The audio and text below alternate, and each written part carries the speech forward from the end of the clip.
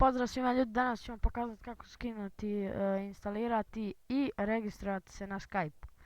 Za početak uđete na ovaj link što ću vam ostaviti u deskripciji. Onda za download Skype uđete na vaš website.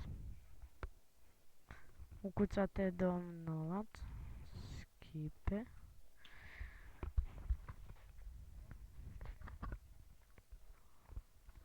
Link će naravno biti u deskripciji. Download Skype for desktop.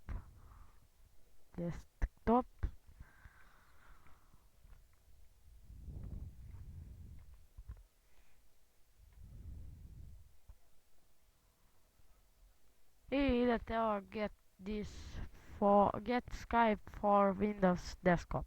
Naravno njegov link će biti u deskripciji.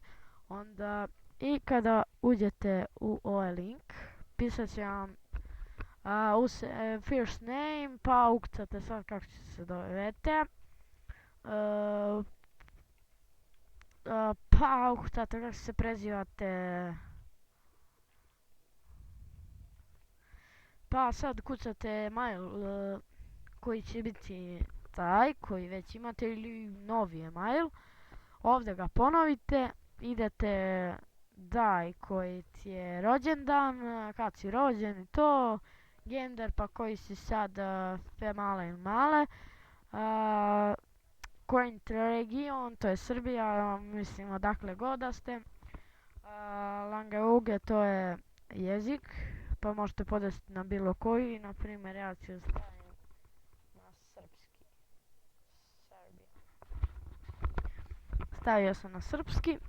Ovdje broj ne morate kucati, to nije važno, pa ovo sad šta možete sve učiniti, šta je vaša osjećanja prema Skype-u, onda ovo vi idete i na kraju idete agree, continue.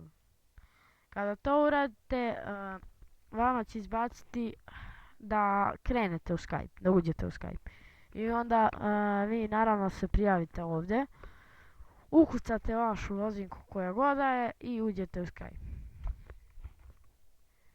To bi bilo to u ovom klipu, ne zaboravite like, subscribe i tako to. I to bi bilo to. Ćao!